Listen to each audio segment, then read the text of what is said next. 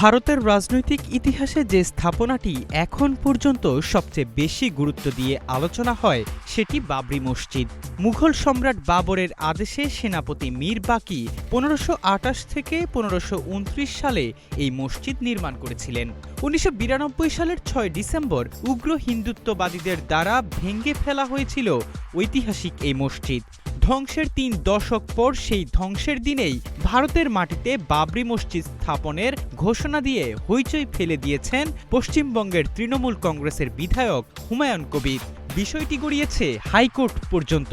শেষ পর্যন্ত বাবরি মসজিদ নির্মাণ নিয়ে সাফ জবাব জানিয়ে দিয়েছেন আদালত। জীবন অবাক না করলে কে করবে? 28% মিল্ক ফ্যাটের অবাক করার সাথে ফ্রেশ মিল্ক পাউডার। জীবন অবাক করুক প্রতিদিন। পূর্ব নির্ধারিত ঘোষণা অনুযায়ী 6 ডিসেম্বর শনিবার মুর্শিদাবাদের বেলডাঙ্গায় বাবরি মসজিদ নামে একটি মসজিদের ভিত্তিপ্রস্তর স্থাপনের কথা জানিয়েছিলেন তৃণমূল বিধায়ক হুমায়ুন কবির। তারপরেই হুমায়ুনের বিরুদ্ধে সরব হয়ে উঠে ভারতের হিন্দুত্ববাদী রাজনীতিবিদ থেকে শুরু করে উগ্র জনগোষ্ঠী। এমনকি এই ঘটনার জেরে বিধায়ক হুমায়ুন কবিরকে দল থেকেও বহিষ্কার করেছে তৃণমূল কংগ্রেস। হুমায়ুনের বাবরি মসজিদ নির্মাণকে ভারতীয় সংবিধান বিরোধী বলে অভিযোগ তুলে কলকাতা হাইকোর্টে একটি জনস্বার্থ মামলা দায়ের করা হয়।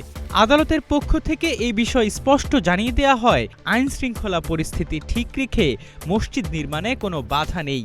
এক্ষেত্রে হুমায়ুনকে নিশ্চয়তা দিতে হবে। এমনকি রাজ্য সরকারকেও এই উপলক্ষে আইন শৃঙ্খলা রক্ষার নির্দেশ দিয়েছেন আদালত। কলকাতা হাইকোর্টের ভারপ্রাপ্ত প্রধান বিচারপতি সুজয় পাল এবং বিচারপতি পার্থসারথী সেনের ডিভিশন বেঞ্চ শুক্রবার জানায়, এই ক্ষেত্রে আদালত হস্তক্ষেপ করবে না। স্থানীয় পুলিশ জানিয়েছে, মসজিদ নির্মাণকে কেন্দ্র করে তারা নিরাপত্তার জন্য প্রয়োজনীয় পদক্ষেপ গ্রহণ করবে। আদালত জানায়, নিরাপত্তা এবং আইন শৃঙ্খলা নিয়ন্ত্রণ করতে রাজ্যকে সহায়তা করবে কেন্দ্রীয় সরকারও। এহসান আব্দুল্লাহ, নাগরিক প্রতিদিন।